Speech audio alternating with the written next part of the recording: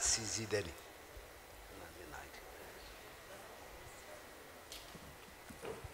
Pardon, j'ai une question par rapport au droit à l'information toujours, comme ça a été cité tout à l'heure. Quand on est devant une situation en hématologie, souvent c'est hémopathies malignes, et donc et que le patient est dans une situation de difficulté à apprécier la dangerosité de sa maladie. Donc bien sûr, toujours y accompagné des membres de sa famille parfois, donc qui sont les parents ou bien les frères et sœurs. Est-ce qu'on est en mesure de divulguer plutôt la maladie à ses proches pour l'aider à se faire traiter correctement, à suivre le traitement et tout ça? Est-ce qu'on est dans cette mesure possible? Il faut voir un peu la relation qui existe entre le patient aussi et ses proches, parce qu'on n'est jamais sûr du fait que le patient souhaite réellement partager sa maladie, son diagnostic avec les proches qui sont avec lui. Donc il faut être vraiment très prudent. Moi je suis beaucoup plus pour le colloque singulier médecin-patient. Il n'est jamais dit que l'information de toute façon doit être c'est-à-dire remise comme ça d'un seul bloc, hein, en une seule séance, une seule consultation. Peut être bien sûr donnée d'une manière progressive en s'adaptant un petit peu au rythme du patient. D'autres questions? On ne se fatigue pas de vous entendre. Mais seulement je vais, parce qu'on est un petit peu en retard, donc je vais faire appel à notre ami le professeur Harif, qui va venir nous présenter ici ce Rojni, qui semble-t-il est une grosse personnalité.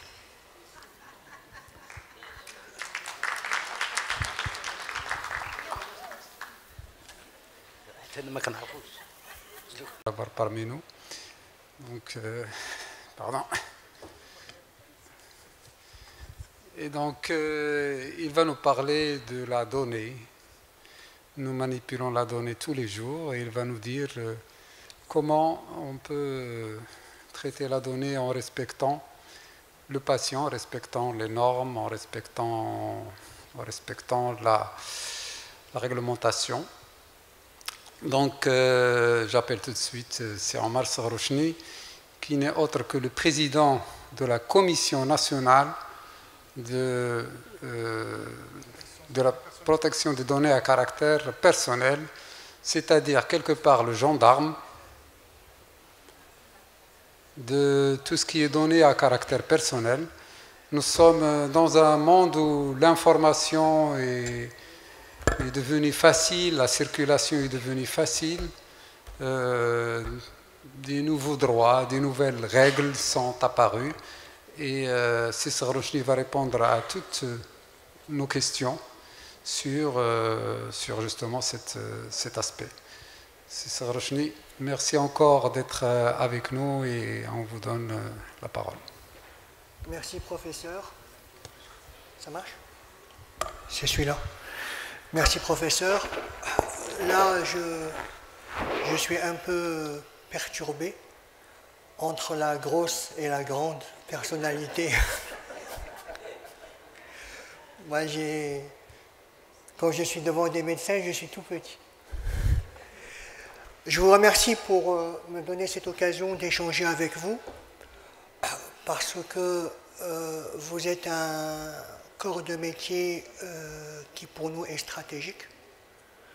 D'ailleurs, quand j'avais pris mes responsabilités, quand j'avais été nommé par Sa Majesté en 2018, en novembre 2018, donc bientôt 5 ans, on avait voulu commencer par la donnée sur l'identité des personnes. Et donc on avait travaillé à l'époque sur ce sujet, mais on a constaté que c'était très abstrait par rapport à nos concitoyens et que si on voulait créer un espèce d'engouement et encourager les gens à respecter la protection des données, il fallait qu'on soit un peu plus concret. Donc on a passé 2019 comme ça. Et on a annoncé en décembre 2019, donc que pour 2020, on allait travailler sur la donnée de santé.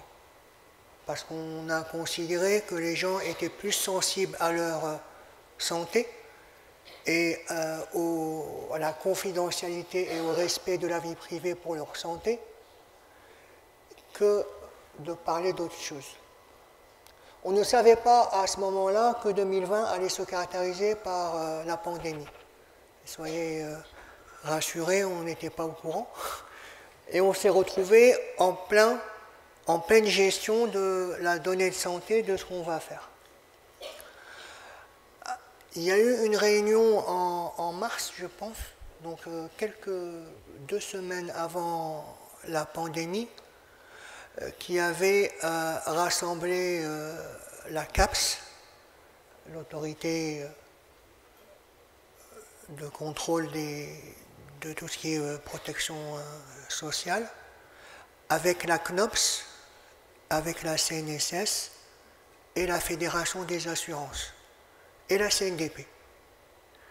Et on avait convenu sans effort, tout le monde était convaincu de cela, qu'il y a un certain nombre de choses à cadrer. J'entendais l'exemple tout à l'heure du document qui ne lui manquait que l'enveloppe, mais à part cela, c'était le bon document. Et en fait, on avait dit que c'est anormal qu'une caisse comme la CNOPS ou la CNSS, qu'on trouve des gens qui demandent l'original des résultats d'analyse pour pouvoir assurer le remboursement. Et je peux vous dire que tout le monde était d'accord. Et donc on était parti dans la refonte d'un process qui probablement sera fiabilisé et renforcé par une digitalisation à venir, qui permettra d'éviter des informations qui circulent n'importe comment. Malheureusement, il y a eu encore une fois cette pandémie, donc tout ce qu'on voulait faire a subi un décalage. Et je peux vous dire que fin janvier dernier, en 2023, nous avions un séminaire de travail organisé au sein de l'Université euroméditerranéenne de Fès. Et aussi bien le directeur général de la CNSS qui avait pu faire le déplacement que le directeur général de la CNOPS qui était intervenu à distance ont reconfirmé que la cible, c'est arrêter de faire ça. Et il nous arrive par moment, vous savez par exemple que la CNOPS c'est un ensemble de caisses, c'est pas une caisse. Et donc par moment on a des informations qu'une caisse ou une autre demande ce genre de papier. On joint la CNOPS qui fait ce qu'il faut, donc en fait c'est un problème ou une question de culture. En fait le vrai enjeu que nous avons aujourd'hui, c'est la dimension culturelle. La loi elle est claire, les bonnes pratiques sont claires. Maintenant, il y a une histoire de culture. Il y a plein de choses qui sont un peu bizarres et qu'on ne peut pas arrêter avec une baguette magique. Si je vous disais qu'il ne faut pas échanger des informations médicales au travers d'un support qui n'est pas légal, je pense que vous serez tous d'accord. Et si je vous dis que WhatsApp n'est pas légal, je pense que vous allez froncer les sourcils. Donc, il y a des choses qu'on doit partager, expliquer. On ne va pas se mettre d'accord en une conférence ou en 3 heures ou en 3 semaines. Il faut qu'on travaille parce qu'on doit assurer 2 choses. Le respect de la vie privée ne doit pas être utilisé pour calfeutrer la fraude, quelle qu'elle soit. Mais en même temps, le respect de la vie privée et la protection des données ne doit pas freiner la recherche et le développement, ne doit pas freiner l'innovation et doit pouvoir encourager ces choses-là. Donc il faut qu'on réfléchisse sur quel contexte, quel cadre, quel framework on va utiliser pour assurer ça. Je n'ai pas encore commencé à parler de la CNDP, je vais en parler, mais je vais parler aussi d'une autre commission. Parce que force de loi, le président de la CNDP est aussi présent d'une autre commission qui s'appelle la commission du droit à l'information. Et c'est l'intervention précédente qui m'a donné l'idée d'évoquer cette deuxième commission auprès de vous. Donc, Commission nationale de contrôle de la protection des données à caractère personnel, d'une part, et CDAI, Commission du droit d'accès à l'information. La première est pilotée par la loi 0908. La seconde est, peut-être que c'est un signe de bon augure pour notre échange aujourd'hui, les Darura Sharia, ce n'est pas la 131.13, c'est la 31.13. La 31.13 est la loi de droit d'accès à l'information. Et je vais en parler. Le législateur au Maroc a fait ce choix de donner la présidence, la secrétaire générale et le staff, le même staff pour les deux commissions. C'est des commissaires différents, mais ils sont... Pourquoi? Parce qu'il y a un équilibre à assurer entre le droit d'accès à l'information et le respect de la vie privée. Et ce n'est pas toujours évident. Il y a des choses qui sont claires, évidentes, d'autres moins. Nous travaillons, la CNDP travaille depuis quelques mois avec un groupe d'experts. On va redynamiser ces travaux qui sont sur la problématique de l'information génomique. Parce qu'on a compris, constaté, pendant la pandémie d'ailleurs, quand on va faire un test PCR, nos informations circulent dans des plateformes, les médecins considèrent, et ils ont raison, que c'est sécurisé. Bien sûr, c'est mieux que vendre Zeriaf Babelhad, donc c'est bien structuré, mais ça part à l'étranger. Lorsqu'on a des prélèvements sanguins, certains partent à l'étranger.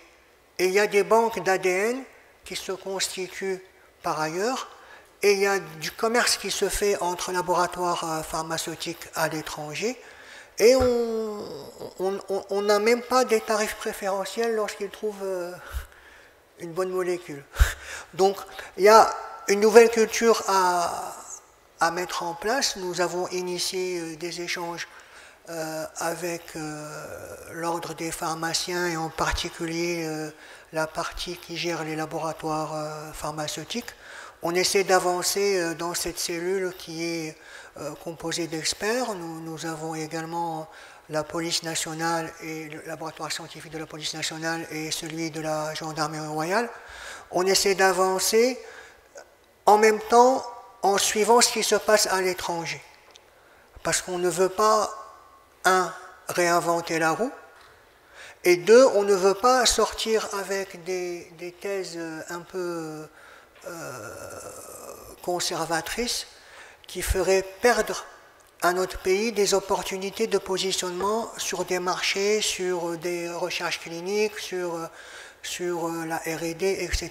Donc il y a beaucoup de paramètres à prendre en compte pour trouver le bon équilibre. Pourquoi j'évoquais cela? Parce que, en fait, c'est à la fin que je vous parlerai de la CNDP, peut-être, donc si j'ai le temps. Pourquoi j'évoquais cela? Parce que le consentement et le droit à l'information se retrouvent bousculés. J'ai une information, enfin vous avez une information sur l'ADN d'un patient. Ben, peut-être qu'il y a des choses à faire pour sauver sa mère, son frère et les gens qui ont le même sang, appartiennent à la même famille, avant qu'il ne soit trop tard. Peut-être oui, peut-être non. Peut-être qu'on doit le faire avec le consentement du patient, peut-être qu'on doit le faire à l'insu du consentement explicite du patient pour sauver d'autres vies. Donc tout ça, c'est des problématiques qui sont à traiter. Pour les traiter, il y a différentes instances, les comités d'éthique par exemple, au niveau des médecins, nous, on ne va pas intervenir en concurrence par rapport à cela parce que tout simplement, on n'a pas la compétence. Même si on travaille pour que dans la future composition de la commission, il y ait des médecins représentant une certaine vision éthique et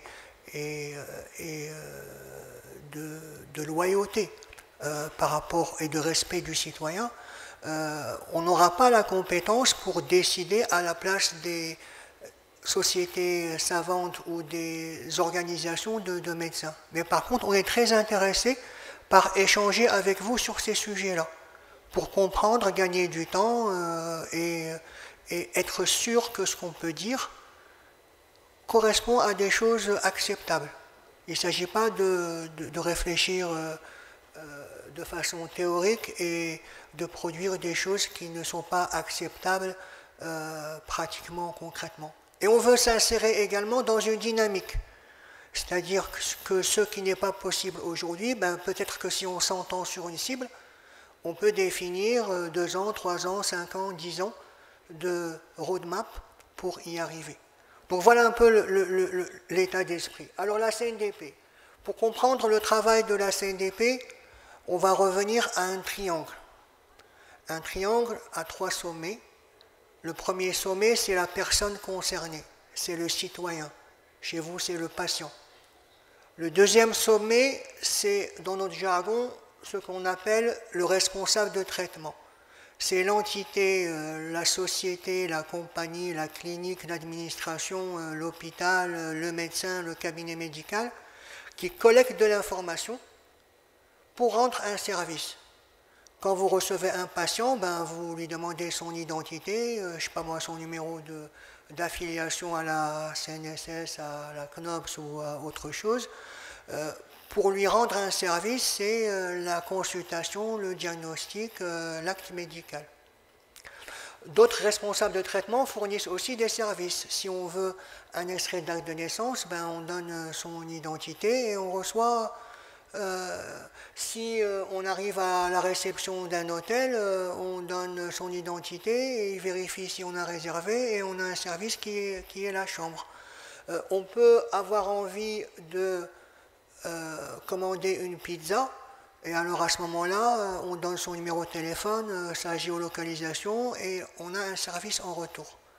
Donc dans le triangle que j'évoquais, la base, c'est la relation contractuelle qu'il y a entre la personne concernée et le responsable de traitement. C'est ça la base.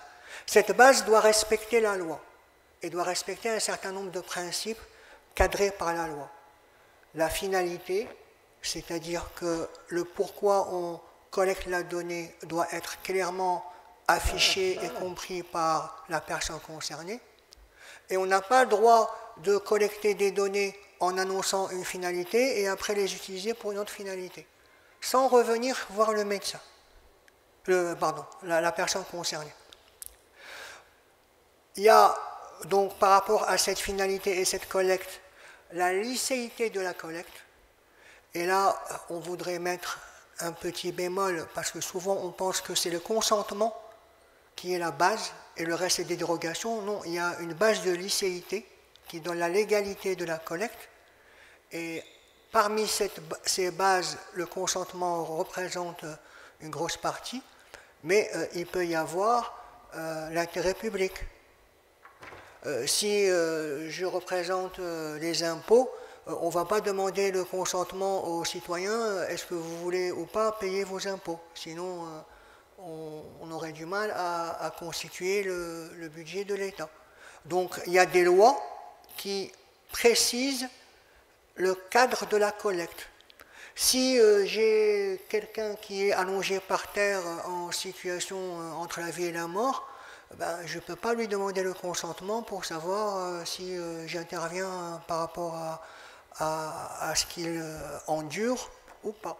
Donc il faut penser base légale, licéité. Le consentement en est une, mais ce n'est pas la seule base légale. Quand pendant la pandémie, il y avait les barrages dans les grandes villes pour demander aux gens leur numéro de carte nationale pour savoir s'ils sont ça répondait à une chose. L'État ayant décidé qu'il fallait gérer la mobilité des citoyens par rapport au côté contagieux supposé de la pandémie. Je ne suis pas encore guéri, non, je plaisante. À un moment donné, vous aviez des gens qui se présentaient à un endroit et on les retrouvait 30 km pas plus loin. Et à chaque barrage, ils disent et donc à un moment donné, il fallait gérer ça. Donc c'est ce qu'on appelle l'intérêt public. Donc voilà, donc il y a une base légale. Cette base légale autorise la collecte.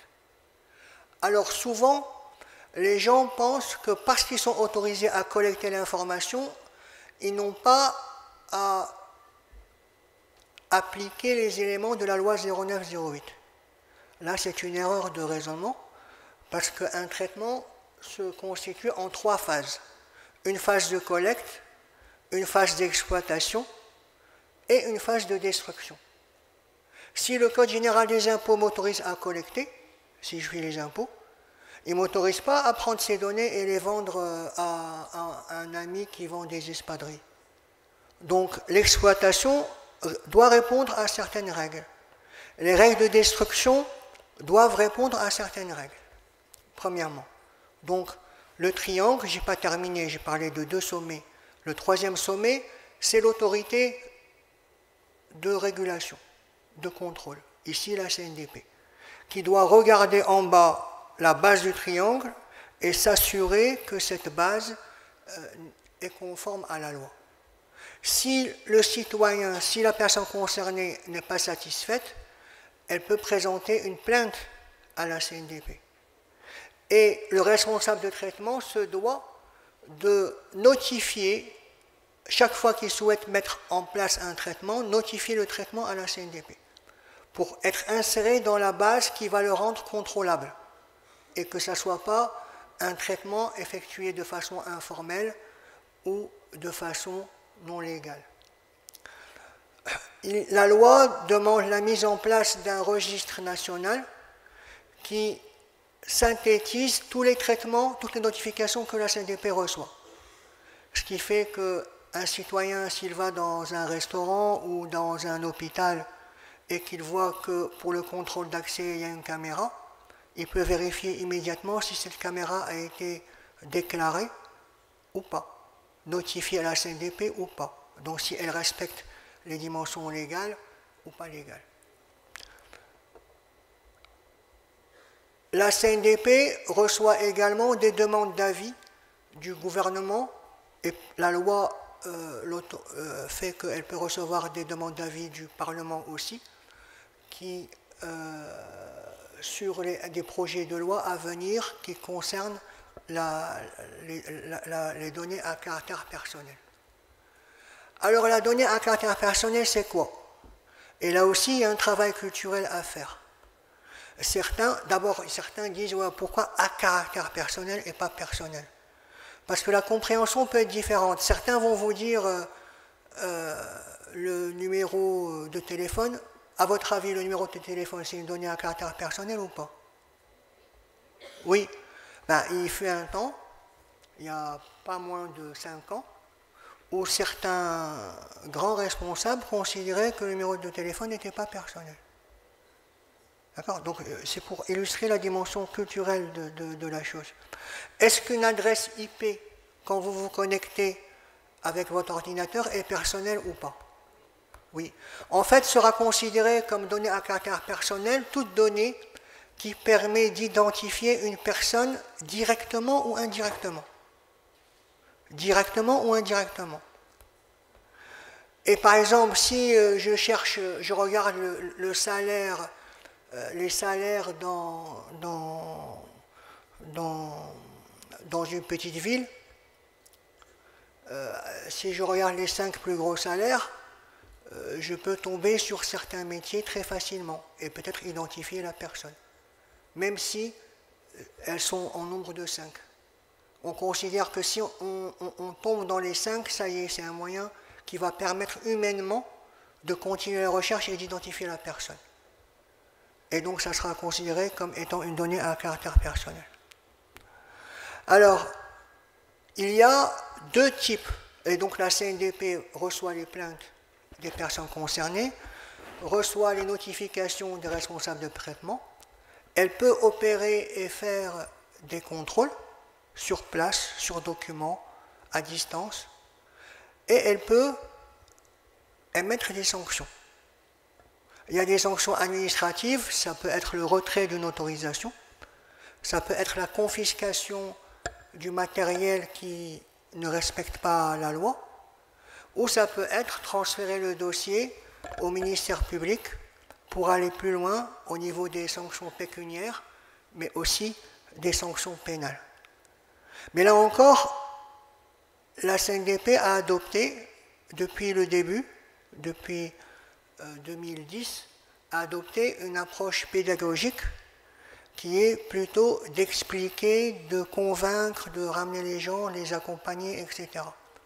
Nous sommes en train d'adopter le virage parce que nous commençons à avoir de la masse et donc on va probablement, on a annoncé cela à plusieurs reprises, commencer à faire valoir les sanctions dans un espoir de dissuasion.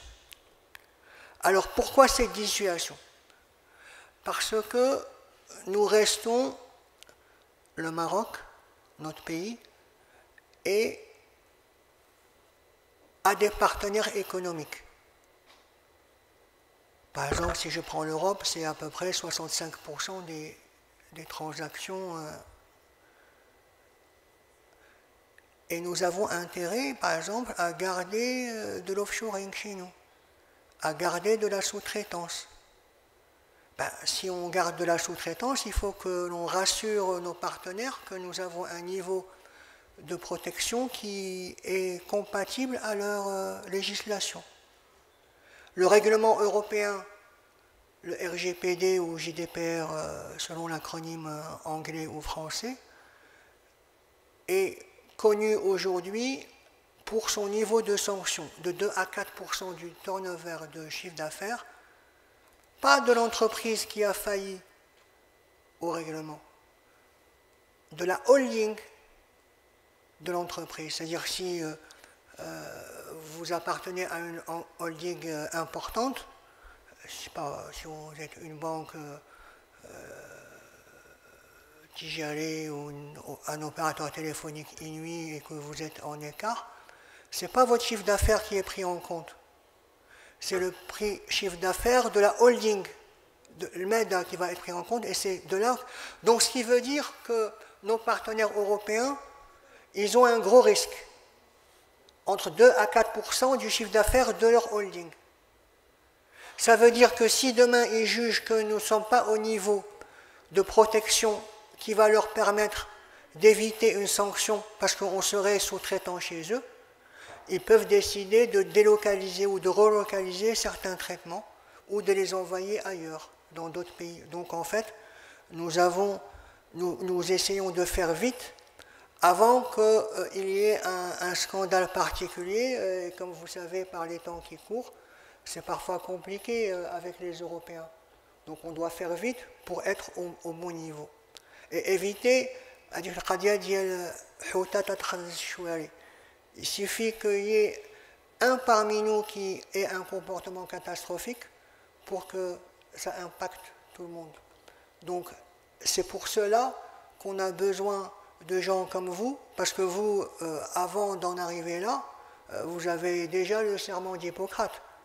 Donc ce n'est que rajouter un petit coloriage à ce serment d'Hippocrate pour favoriser le respect de la vie privée qui est déjà une essence dans votre métier. Donc nous, on ne va pas intervenir pour vous dire ça c'est éthique et ça c'est pas éthique. On va intervenir pour regarder les process de traitement opérationnels, concrets, pragmatiques. Est-ce qu'ils respectent le consentement?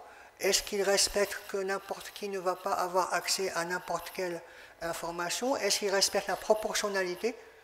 On n'est pas en train de prendre 25 000 données pour faire une petite chose. Donc c'est ces choses-là qui vont être travaillées. Et si je prends, par exemple, pour les recherches cliniques, le process, c'est les comités d'éthique, la CNDP, puis la DMP, au ministère de la Santé. Ben, nous sommes en train de travailler, dès lors qu'on a compris que le délai global pouvait impacter la capacité concurrentielle des études et des faiseurs d'études, ben, nous, on est Marocains comme nous, tous les autres, quoi. C'est-à-dire, on va se dépêcher, on va essayer de trouver un moyen pour raccourcir les délais. Et donc, c'est ce type d'échange qui va nous permettre de prendre conscience des vrais enjeux et de nous organiser et puis de suggérer aux législateurs de faire évoluer les lois pour pouvoir être conformes à cet esprit de gestion de la concurrence, de gestion de l'éthique, de gestion de la loyauté vis-à-vis du patient et de tout ça. Donc dernièrement, on a écrit on est en train de prendre les adresses des cliniques privées et pour leur demander de se mettre en conformité. Il y a eu des réactions, certains en direct, d'autres en passant par le président de l'Ordre des médecins, qu'on a considéré pas très coopératives. On ne peut pas nous dire cette loi on ne la connaît pas, c'est nouveau pour nous, ben, elle date mise en œuvre en 2010. Donc, et on n'a pas le temps de gérer ça. Il faut qu'on. C'est comme si lorsque on éduque un enfant pour traverser en prenant le passage piéton, il nous disait j'ai pas le temps de monter jusqu'au passage piéton, je traverse au milieu de la route. Enfin, on n'est pas. Il faut que nous dire qu'il faut un accompagnement, il faut élaborer un guide pour le cabinet médical, pour le médecin, pour le laboratoire qui facilite, fluidifie les choses, simplifie les choses, ça c'est clair, et on se mobilisera pour ça. Mais nous dire on n'a pas le temps de faire, c'est un peu compliqué en tant que tel. On ne fait pas montre de la loi. On n'a pas une attitude, comment dirais-je, passive, en disant c'est pas ça notre démarche. Notre démarche, c'est la loi est un moyen pour atteindre le respect de la vie privée. Donc comment peut-on faire ensemble pour atteindre cet objectif de respect de la vie privée? Les droits d'accès à l'information, aujourd'hui, selon l'article 2 de la loi 3113, s'appliquent aux entités qui gèrent la chose publique, c'est-à-dire la Chambre des représentants, la Chambre des conseillers, les tribunaux, l'administration, tous les ministères, les collectivités territoriales, les organisations constitutionnelles et tout ce qui est régi de l'État. Mais il est clair que cette loi, elle doit évoluer. Et d'ailleurs, nous avons adressé à monsieur le chef du gouvernement un courrier avec une délibération.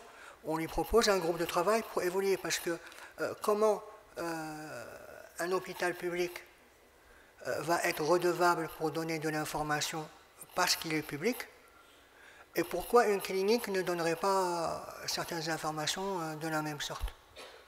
Donc il y a une réflexion à faire, mais là aussi il faut la faire avec les grands métiers. Et le métier de la santé est aujourd'hui le métier important. Alors nous travaillons par une cartographie qui est énorme. C'est compliqué de dire que nous, CNDP, on va travailler sur l'ensemble, donc on travaille chaque fois qu'il y a quelque chose de prêt. On va travailler avec les cliniques, on a travaillé avec le ministère de la Santé sur le tiers de confiance national, donc qui avait été signé avec la DGSN, et nous devons expliquer les choses parce que certains ont compris que la DGSN allait avoir les données de santé, ça n'a rien, c'est faux. Le concept de tiers de confiance nationale, c'est comme lorsque vous avez votre carte bancaire. Vous allez au restaurant, vous dînez.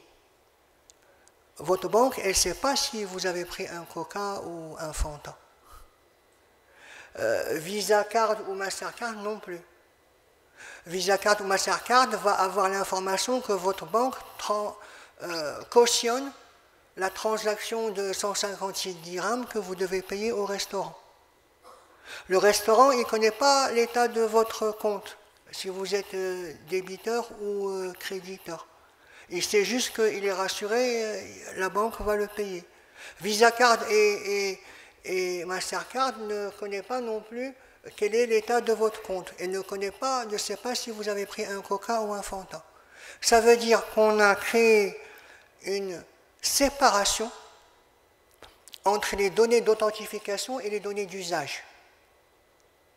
Séparation entre les données d'authentification et les données d'usage. Avec le tiers de confiance national, on gère la dimension authentification. Le fait de « il est parti pour faire ceci ou cela », etc., c'est une donnée d'usage, elle ne sera pas au niveau des données d'authentification. Et on se pose des questions, on n'a pas forcément les réponses. C'est comme l'histoire de WhatsApp de tout à l'heure, et j'y reviendrai. Est-ce que c'est normal que lorsque je vais à la clinique ou à l'hôpital pour payer ma facture, est-ce que c'est normal que le facturier soit au fait de la pathologie pour laquelle je me suis fait soigner? Non, c'est pas normal. Sans en arriver la CNOPS ou la CNSS qui va demander, déjà au sein de l'hôpital. Donc, mais pourtant, il y a des habitudes installées. Et donc, il y a un travail à faire à plusieurs niveaux. D'abord, se mettre d'accord tous ensemble sur la cible, qu'on ne vienne pas défendre quelque chose qui n'est pas réalisable ou qui génère d'autres problèmes. Ensuite, travailler pour que cette cible soit atteinte. Et c'est là où, plus que les échanges qu'on a aujourd'hui, c'est là que des groupes de travail constitués, structurés, pour pouvoir produire des cibles adéquates, doivent être installés. Le fait d'avoir la séparation entre l'identité, les données d'authentification et les données d'usage nous amène à imaginer l'identifiant santé comme identifiant sectoriel. Parce que on ne veut pas que quelqu'un qui a votre identifiant unique puisse connaître très facilement combien vous payez au niveau des impôts, où est-ce que vous avez vos droits administratifs et quel est l'état de votre santé. Seul l'État, au niveau des procédures judiciaires ou au niveau de problématiques de sécurité intérieure ou extérieure, peut avoir cette vision 360 degrés. Donc nous travaillons en termes d'architecture du prochain digital. Nous considérons que le digital, ce n'est pas développer des applications.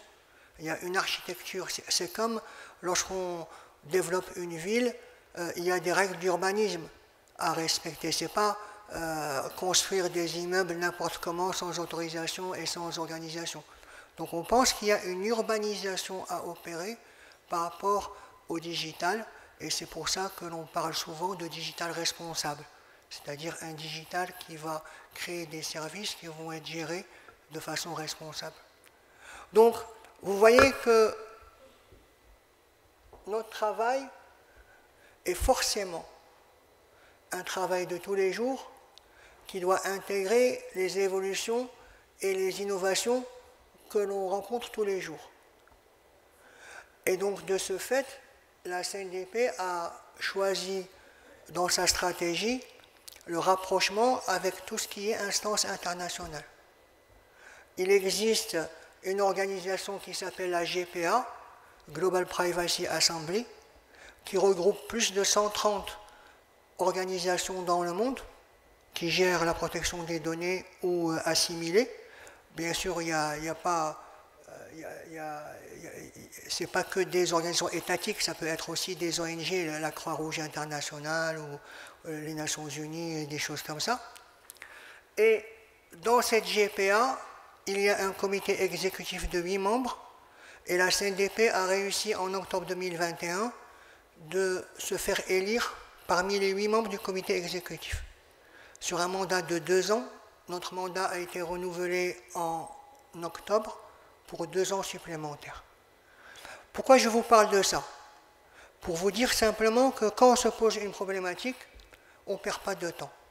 On va voir immédiatement et tout de suite, on est en contact quotidien avec les Canadiens, les Anglais, les Australiens, les Italiens, les Espagnols, les Brésiliens.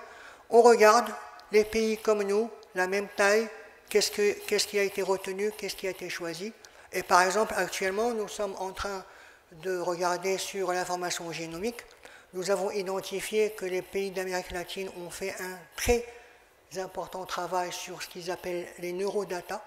Et donc on est en train de se rapprocher d'eux et on va organiser en février prochain, on l'espère, une rencontre entre le réseau ibéro-américain et le réseau africain pour pouvoir identifier ce qu'on peut rattraper et prendre facilement et rapidement.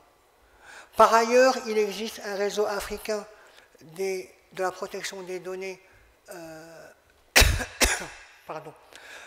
protection des données à caractère personnel, et la CNDP assure le secrétariat permanent de ce réseau africain, ce qui veut dire aussi que nous suivons des pays pour lesquels qu'on aide à émerger vers cette culture et on essaie d'élaborer une politique commune vis-à-vis des Google, Microsoft, des Gamma par rapport à ces sujets-là, sans tomber dans des positions faciles du refus. On ne peut pas refuser. Il faut qu'on accepte intelligemment, ou qu'on refuse intelligemment, ou qu'on construise. Parce que le problème, il est comme pour le système bancaire. Le système bancaire, au XIXe siècle, n'était pas organisé au niveau international. Et donc, le cloud, lorsqu'on parle aujourd'hui du cloud, nous, on n'a pas d'opposition. Parfois, on nous dit qu'on n'a pas d'opposition. Ce qui nous importe, c'est la continuité juridique. Ça veut dire quoi? Ça veut dire que demain, si on met les données de santé quelque part, et s'il y a un problème, c'est qu'on soit en mesure de régler ce problème et qu'on ne se retrouve pas avec un hébergeur qui nous dit « moi, je suis au-dessus de votre législation et je ne vous parle pas ». Donc, on a un travail à faire à l'international pour normaliser la gestion de ces données. Et on a à considérer que certaines données sensibles doivent être restées ici. Et donc, on doit structurer notre façon de faire. Tout cela nécessite des travaux de classification, des travaux d'accord, des travaux, en fait, encore une fois, où les différents acteurs sont partie prenante. Et c'est un travail monstre. Que puis-je dire d'autre? Je ne sais pas quel est le... Je suis dans les délais ou ça va? Oui. Donc, c'était de 18h à 19h, 19h de demain. Non. Donc ce que je peux dire d'autre et qui est très opérationnel, c'est qu'on a eu, avec certains médecins, comme avec certains avocats, comme en fait toutes les personnes qui sont dans des professions réglementées, qui pensent qu'en travaillant avec eux, on va aller dire aux impôts quel est leur chiffre d'affaires. Donc moi, je vous rassure, on n'a pas le droit d'accéder à vos données. La loi, elle concerne les traitements, le mu'alaja. On regarde comment vous manipulez vos données. Mais on n'a pas le droit de voir est-ce que M. X ou M. Y, quelle est sa date de naissance et est-ce qu'il est chez vous. On va voir quoi? On va voir par rapport à votre personnel, ceux qui ont des cabinets ou des établissements, des cliniques ou autres, on va voir si le personnel, il a un contrat qui le prévient comment ces données vont être collectées, quelles sont les données collectées, où est-ce que ça va être stocké, et que personne ne va aller manipuler les contrats n'importe comment. On va avoir besoin de regarder quand vous avez une caméra qui gère le contrôle d'accès, que la caméra, elle gère le contrôle d'accès et ne va pas être sur la tête de quelqu'un qui, lui, a le droit de se gratter la tête, de partir aux toilettes sans être enregistré. Donc on va respecter la vie privée des salariés, des employés, par certaines règles dans la façon de gérer les caméras. Je ne parle pas des caméras utilisées dans le monde professionnel. Par exemple, il y a eu un CHE à Marrakech qui nous avait demandé à un moment donné d'utiliser les caméras dans les salles d'intervention chirurgicale. Parce que ça, je ne parle pas de ça. Je parle de la normalité de ce qu'on trouve dans n'importe quelle entreprise comme contrôle d'accès et autres. On va avoir besoin de nous assurer que le concerné, la personne, le citoyen, a le droit d'accéder pour voir les données qui le concernent, éventuellement de corriger son nom, de corriger sa date de naissance, d'éviter qu'il y ait des amalgames. Et donc c'est un ensemble de règles qui vont être importantes et qu'il faut regarder. Et après on arrive au buzzword, parce qu'en fait chaque période, chaque 10 ans, on a un buzzword. Le buzzword actuel, c'est l'intelligence artificielle. Et en fait, on oublie, d'abord, il y a des confusions entre, c'est quoi la vraie définition de l'intelligence artificielle. Parfois, il y a une confusion entre le calcul rapide, accéléré, de masse, et le fait qu'on a recours à des paradigmes de décision qui n'ont rien à voir avec l'approche algorithmique séquentielle. Ça peut être par échange, par système multi-agent, par choses comme ça, et il y a cette confusion. Mais quelle que soit la confusion qui est opérée, il ne faut pas oublier que les systèmes d'intelligence artificielle, comme tous les autres systèmes même de non-intelligence et non artificielle, peuvent manipuler des données et peuvent ne pas manipuler des données personnelles. Ben, quand ces systèmes manipulent des données à caractère personnel, ben, c'est des traitements qui entrent dans la loi 0908.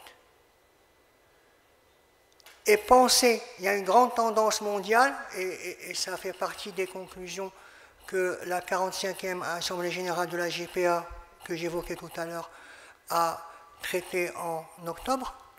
La grande tendance est de parler d'éthique. Oui, l'éthique est importante, mais il ne faut pas que l'éthique se substitue à la régulation. Il ne faut pas que l'éthique soit un moyen avec lequel les plateformes commerciales internationales lèvent les régulations qui les embêtent. Donc là aussi, il y a un certain nombre de réflexions à mener et un certain nombre de décisions institutionnelles à prendre. En résumé, moi, ce que je dirais, c'est que on est dans une logique de respect de la vie privée. Donc il faut que le citoyen soit conscient de ce que c'est que la vie privée. Et on doit, vous savez, on a des fois travaillé avec Ahmed Abadi, le secrétaire général de Rabita al-Ulama, parce qu'on ne veut pas que le respect de la vie privée soit perçu comme étant une valeur importée. Nous, nos traditions, notre religion défend à sa manière le respect de la privée. Je ne peux pas rentrer chez n'importe qui sans avoir son autorisation. Donc il y a un certain nombre de choses. Et donc c'est ces choses-là qu'on croise avec le digital pour donner le respect de la vie privée de demain. Et il ne faut pas qu'on ait dans la tête, voilà, c'est des trucs qui sont au niveau des pays occidentaux, et les pays occidentaux, on est différents, donc on ne prend pas. Donc c'est des concepts qu'il faut pouvoir développer à notre manière et à contribuer à enrichir l'universel. L'universel, bien sûr qu'on est partie prenante de l'universel, mais on veut être aussi contributeur de cet universel et ne pas consommer l'universel dans un sens unilatéral ou de façon unilatérale. Le droit d'accès à l'information, lui aussi est à ses premiers débuts, puisque la loi est entrée en vigueur en 2019, mis à part 4 articles qui sont entrés en vigueur en 2020.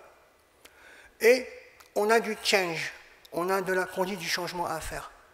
Parce que d'une part, on a côté citoyen des gens qui pensent que grâce à cette loi, il va mettre la mitraillette sur le secteur public. Et le secteur public, parfois, dans certains cas, peut être un peu timide ou ne pas avoir envie de partager n'importe quelle information. Donc il y a un travail quotidien. Les États-Unis, par exemple, lorsque Obama, vers les années 2007-2008, dans ces eaux-là, commençait à être un grand défenseur du droit d'accès à l'information, il ne faut pas oublier que c'est un travail qui a commencé aux États-Unis au lendemain de la Deuxième Guerre mondiale. Alors on ne dit pas « donnez-nous 60 ans ». Naturellement, ça ne sera pas 60 ans, il faut que ça se compte sur les doigts d'une main. Mais ça ne peut pas se faire comme ça, d'un clin d'œil. Il y a un travail opérationnel. Et moi, quand j'ai vu l'exposé précédent, la première réaction que j'ai, c'est de vous solliciter pour qu'on puisse travailler, pour dire ce que vous dites là, au niveau du CDM, c'est ça? Vous avez dit le CDM. Qu'est-ce qui est convergent et aligné avec la loi et qu'on ne perde pas de temps à vous convaincre de choses que vous avez déjà dans votre référentiel. Et vraiment, c'est un travail opérationnel qu'on attend et comme je dis souvent, moi, la frustration quand je viens dans ce genre de conférence, c'est qu'on est tous d'accord à la fin, mais d'une conférence à l'autre, on ne fait pas grand-chose. Donc, je sollicite qu'on puisse créer un groupe d'hématologues au sein de votre société savante pour réfléchir et se donner des objectifs de production et de livrables. Merci.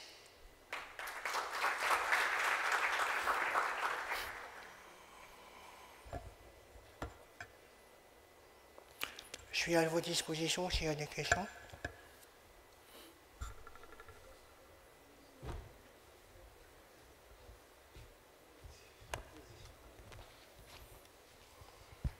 Bien, merci beaucoup, Sir Rochni.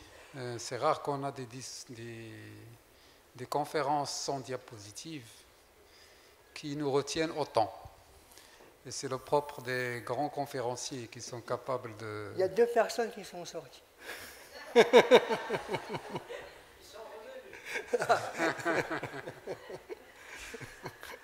Merci beaucoup et merci aussi pour la perche que vous nous tendez et le challenge que vous nous poussez à faire avec vous pour que la Société marocaine d'hématologie soit peut-être pionnière dans ce domaine de réflexion et de travail avec vous pour essayer de normaliser l'aspect traitement des données à caractère personnel de manière à ce qu'on soit en respect par rapport à la réglementation et à l'éthique et autre chose. Donc je ne veux pas non plus m'accaparer le micro tout le temps. Je pense que vous avez des questions à donner, à poser à M. Sorochni. Si vous n'en avez pas, vous raterez une occasion d'or parce que c'est l'occasion ou jamais pour vos questions relatives aux données. Il a parlé tout à l'heure de WhatsApp. Je pense que tout le monde va poser la question de WhatsApp. C'est la grande question. Mais en tout cas, au-delà de ça, il faut peut-être profiter pour poser toutes les questions. Je vois des mains qui se lèvent, mais peut-être que je vais profiter. Non, d'abord. Allez-y. Madame Khajij, est-ce que vous pouvez aller au micro? Il y a un micro au milieu. Non, je ne peux pas. Qui nous a beaucoup manqué, Madame Khajij, dans nos réunions. Et c'est avec plaisir de la revoir en forme. Bonsoir, merci Madame Khajij. pour cet excellent, bien sûr, comme d'habitude. La question que je pose, elle est un petit peu, peut-être qu'elle couvre, parce que moi je ne la comprends pas. La ville connectée, c'est quoi? C'est moi, c'est vous, c'est tout le monde? Comment on peut la comprendre dans justement ces données dont vous nous avez si bien parlé? Cette ville connectée, c'est quoi? La ville? La ville connectée, les smart villes. Ouais. La ville? Oui. Ah, merci. La ville connectée, en fait, il faut voir. Nous sommes habitués à vivre dans des territoires. Villes, villages, régions, provinces. Et ces territoires nous offrent des services. On a les services traditionnels. On a l'épicier, on a l'hôpital. Donc c'est un ensemble de services. Ces services connaissent aujourd'hui une évolution. Au lieu d'aller physiquement à l'agence Royal Air Maroc pour prendre un billet, je peux prendre mon billet par un site internet. Donc j'accède à un service au travers d'un moyen qui est plus ou moins, et pour faire facile, lié à Internet et qui fait que je suis connecté. Donc la ville connectée, c'est voir quels sont les différents services auxquels j'avais accès par le passé, et comment je peux y accéder en réduisant ma mobilité personnelle. Quand je veux prendre une pizza aujourd'hui, je ne suis pas obligé d'aller au restaurant. Je peux me connecter à un serveur qui va me permettre de récupérer ça. Alors ce qui se passe, et donc par rapport aux Smart Cities, c'est qu'il faut travailler de façon organisée. Ce que j'évoquais tout à l'heure, c'est-à-dire urbaniser les choses, oui, et ne pas créer des problèmes qu'on n'aurait pas vus. Aujourd'hui, si on prend le télétravail, c'est un moyen potentiel pour réduire le temps perdu pour aller au travail, pour réduire la pollution et pour travailler. Oui. Et souvent travailler plus que lorsqu'on est au bureau. Tout à fait, merci. Merci beaucoup. Merci.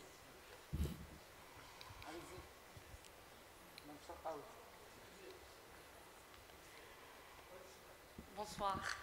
Merci beaucoup pour votre exposé et merci au comité d'organisation de vous avoir invité. Ma question, c'est par rapport, vous aviez dit tout à l'heure que, bien sûr, dans la protection des patients, à partir du moment où les données sont hébergées dans un serveur, dans un autre pays qui respecte les lois et dont les données sont, l'accès et le contrôle seront protégés. Donc, dans quelle mesure, justement, avec un peu plus de détails, si on peut, ou alors, quels seront donc quels sont les items qu'on doit checker avant de s'organiser ou de se lancer avec un autre pays pour héberger les données. Je parle du registre, par exemple. On a la possibilité d'héberger nos données des patients qui sont anonymes, bien évidemment, mais dans une plateforme en dehors du Maroc. Donc, dans quelle mesure ceci... Non, on va l'écouter, c'est peut-être pas si interdit que ça. Merci. Alors, l'état de la loi actuellement nécessite que le pays destinataire soit ce qu'on appelle un pays adéquat. C'est-à-dire qu'on ait jugé que le niveau de protection dans ce pays autorise le transfert de la donnée.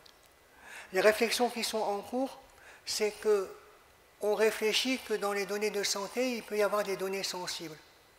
Que l'État, que le pays, plus que l'État, que le pays en tant que pays, n'a pas forcément envie de mettre à l'extérieur parce qu'on ne garantit pas qu'il y ait accès de lobbying particulier pour accéder aux informations.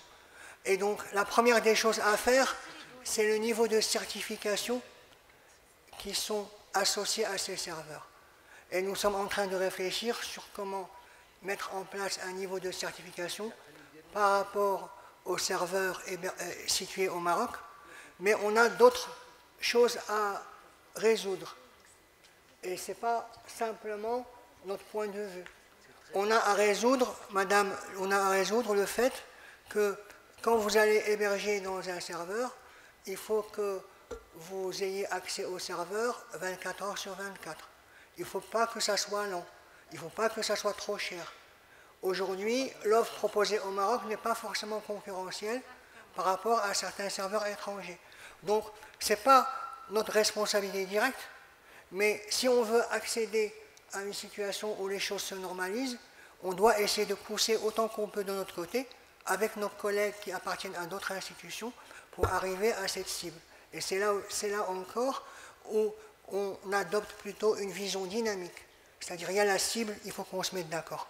Après, en attendant la cible, on ne va pas mettre à l'arrêt le pays. Donc, il faut qu'on trouve un moyen intelligent pour gérer cette phase provisoire en se rapprochant de la cible. Et ce n'est pas toujours évident.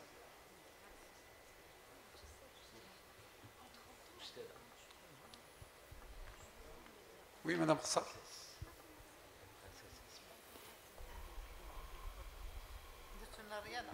Merci beaucoup, Monsieur Sarojny, pour avoir fait le déplacement pour nous éclairer. Moi, j'ai deux questions. La première, et vous l'aviez évoqué, c'est concernant les examens qui partent à l'étranger. Aujourd'hui, on a des examens qui peuvent être faits, je dirais basiques, qui peuvent être faits et ça continue à partir avec tout l'ADN, toutes les choses qu'on fait. Et on ne travaille pas. On a un examen, l'électrophorèse des protides, que les collègues connaissent et qui part à l'étranger. On paye en devises et tout ça. C'est aussi, localement, c'est de l'expertise en moins. Qu'est-ce qu'on fait? Qu'est-ce qu'on doit faire? Comment on peut aider pour aller de l'avant? Et ça, c'est un petit exemple. Il y en a plein, on peut en citer. Oui, mais ça, c'est, disons... Alors, vous mettez le doigt sur un point important, qui est qu'une loi comme la protection des données, il ne faut pas la voir comme un mécanisme de blocage, il faut la voir aussi comme un mécanisme pouvant favoriser, contribuer humblement, mais contribuer au développement d'un écosystème national. Donc si on donne des orientations claires qui nous sont suggérées par les gens du métier, parce qu'on ne pourra rien faire sans les gens du métier, qui donnent une orientation en disant attention, il ne faut pas faire ceci ou faire cela, ben on aura avancé un peu. D'accord, ma deuxième question, je reviens à WhatsApp. Peut-être vous ne nous avez pas dit beaucoup de choses sur WhatsApp, ça a été évoqué. Parce que je ne voulais pas que vous me demandiez de sortir. Ouais, aujourd'hui, non, mais aujourd'hui, c'est un outil que je dirais indispensable. On l'utilise, hein, c'est comme au tout début de ma carrière, du moins. Quand on a commencé, on n'avait pas de téléphone. Et pour avoir un rendez-vous, pour contacter son collègue, il fallait attendre 3-4 jours. Et le téléphone mobile est venu régler beaucoup de problèmes. Le contact, l'amélioration, les rendez-vous, la discussion. Et on payait pour ça. Le médecin payait de sa poche avec le téléphone. Aujourd'hui, on a un outil qui est peut-être plus performant, qui est gratuit, mais ça va dans tous les sens. Et là aussi, je suis sûre qu'on peut... dans les autres métiers, il y a des assises avec les autorités, avec tout ça. Nous, dans notre métier, il n'y a pas ces moyens, il n'y a pas des espaces pour l'échange, pour construire, pour, comme vous l'avez évoqué, avoir des groupes et tout ça. Et là aussi, ça mériterait bien de... Ce n'est pas un échange de courrier à mon sens, mais ça devrait être... des groupes de travail, des assises nationales, enfin des choses pour essayer. Et je suis sûre qu'on a des experts qui peuvent travailler, utiliser WhatsApp, l'améliorer pour aller de l'avant. Voilà, je ne sais pas ce que vous en pensez. Merci beaucoup. Merci. Ce que je pense, c'est que en fait, dans cette problématique, on a toujours une balance à prendre entre l'efficacité et la moralité. Si j'ai une voiture qui me permet de monter à 240 km/h, est-ce que pour des raisons d'efficacité, je vais rouler devant un hôpital à cette vitesse-là? Je vais être obligé de respecter le 30 km/h ou le 20 km/h qui va m'être demandé. Donc, en fait, il y a une profonde pensée à avoir, et c'est un courant que certains sociologues américains ont bien identifié, sous le nom du solutionnisme. On vient vous dire il y a un problème et il y a quelqu'un qui va venir vous vendre une application ou une solution technique pour résoudre. Et donc vous êtes tiré vers le solutionnisme avec pas suffisamment d'informations, de réflexion par rapport au compromis à avoir. Alors aujourd'hui WhatsApp, si je dis il faut arrêter WhatsApp, j'aurai un seul résultat. C'est aider WhatsApp. Parce que si je dis il faut arrêter WhatsApp, on va me traiter de fou. Et comme je suis fou, on ne va pas m'écouter sur tout le reste. On ne peut pas.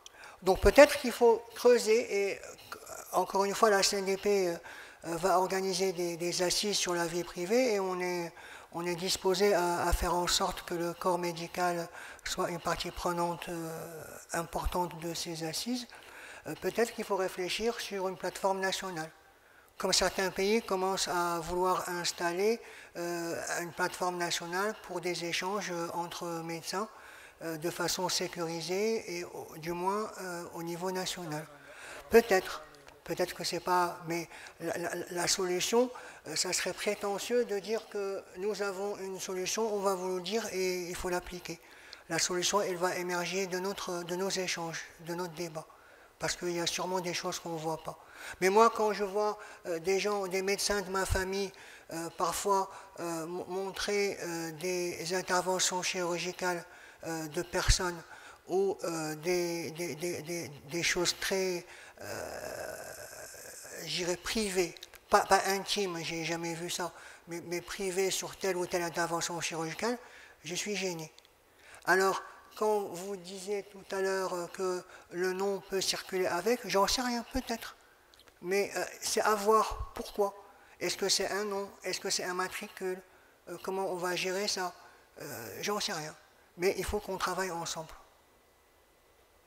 Et il ne faut pas se dire non, c'est pas grave, tout le monde fait comme ça, parce que nous, on peut vous faire un benchmark international pour vous parler de l'usage de WhatsApp, parfois dans certaines administrations. Officiellement, au ministère de l'Intérieur, WhatsApp est interdit chez nous. Il est aussi interdit dans d'autres ministères de la Défense et de l'Intérieur, ailleurs dans le monde. Donc, c'est à voir.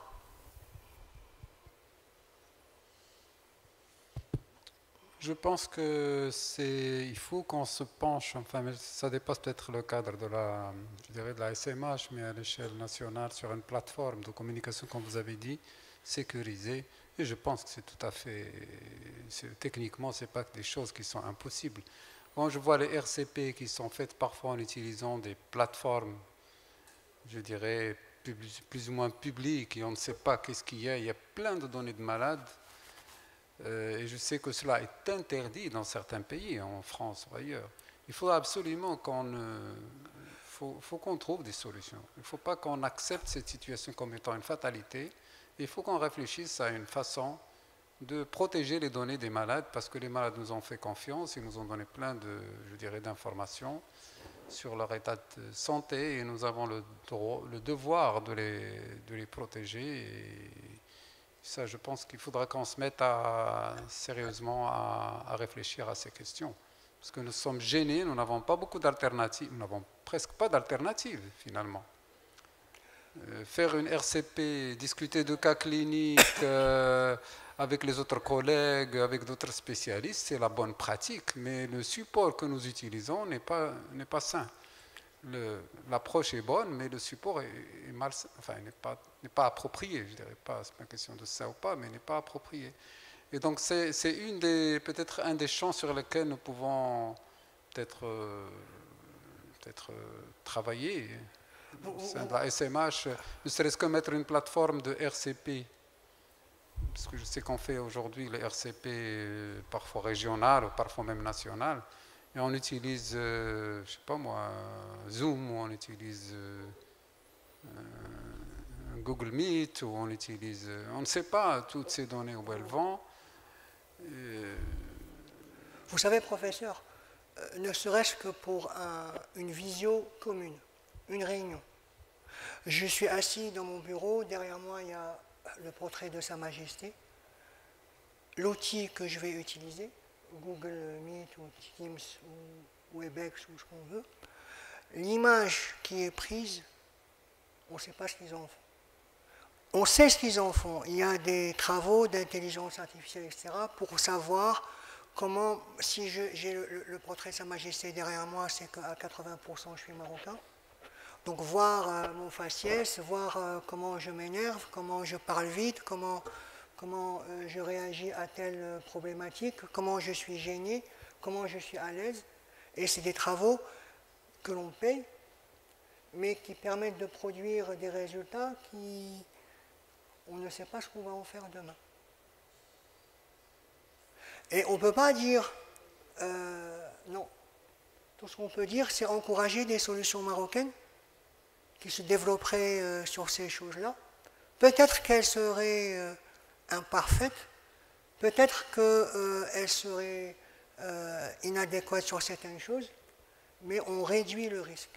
Et il faut qu'on analyse la vie privée, c'est pas oui ou non, il faut qu'on ait une analyse de risque pour voir comment on réduit le risque. Par exemple, pendant la pandémie, on a accepté d'augmenter le risque de non-respect de la vie privée parce qu'il y avait d'autres droits qui étaient prioritaires. Le droit à la vie, le droit à la santé était plus important que la vie privée. Donc, il a fallu accepter certaines choses parce qu'on est en analyse de risque. Et c'est comme ça qu'on doit raisonner tout le temps. Il y avait le droit à la santé, mais il y avait aussi le maintien de la vie économique. Donc quand je vais vous raconter une anecdote que je raconte systématiquement dans ce genre de présentation. On a eu un call center qui nous a contactés. Ses clients lui ont dit vous avez fermé vos locaux, les gens ils travaillent chez eux, mais il faut mettre des caméras. Et on a eu un mouvement dans les réseaux sociaux. Des gens qui commençaient à dire c'est quoi ça, on met les caméras chez les gens, etc. Donc on a pris les gens qui étaient très loquaces, on va dire, sur ces réseaux sociaux. Moi j'ai téléphoné à certains d'entre eux. Et l'un d'entre eux me dit ouais, moi, ma sœur, elle travaille dans un call center, elle n'a pas d'ordinateur, elle est descendue chez sa voisine au 2e étage, qui lui a prêté son ordinateur, et son employeur lui demande de mettre une caméra, et la voisine du 2e étage lui dit monsieur, moi, j'ai voulu t'aider, pourquoi tu vas me mettre un truc? J'ai expliqué comment on fait. On lui dit non, la boîte va perdre son contrat, et ça va relocaliser en Europe ce travail de call center. Parce qu'à l'époque, on ne savait pas ce qui allait se passer. C'était le premier mois ou le 2e mois de la pandémie, on va ressortir de ça ou pas, etc. Donc, si jamais on laisse faire, on ne dit rien, on bouge, la boîte va chercher un fournisseur ailleurs, Hadik, elle va peut-être mettre les clés sous le palier, votre sœur va perdre son emploi, et le seul gagnant dans l'affaire, c'est votre voisine qui va être contente. Et donc, la personne était très, très, très, très à l'écoute, a parlé à la voisine, et ça s'est recadré. Donc, tout ça pour dire le droit, le maintien de la vie économique, qui était à l'époque aussi important que le droit à la santé, a fait que l'on ait descendu l'analyse des risques sur la vie privée. Parce que sinon, on allait être de pauvres imbéciles qui allaient bloquer la société dans sa dimension gestion de la santé collective et gestion économique.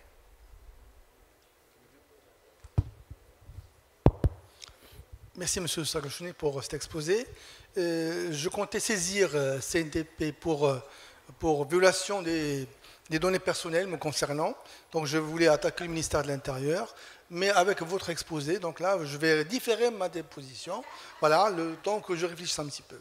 Merci beaucoup. Non, mais vous pouvez la faire et on discutera avec vous pour savoir s'il faut la maintenir ou en débattre.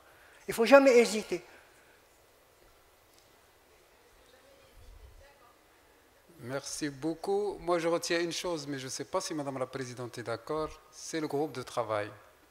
Et je retiens ce que vous avez dit, il ne faut pas venir de réunion en réunion et se raconter des histoires. Il faut aussi travailler entre les réunions et produire des choses.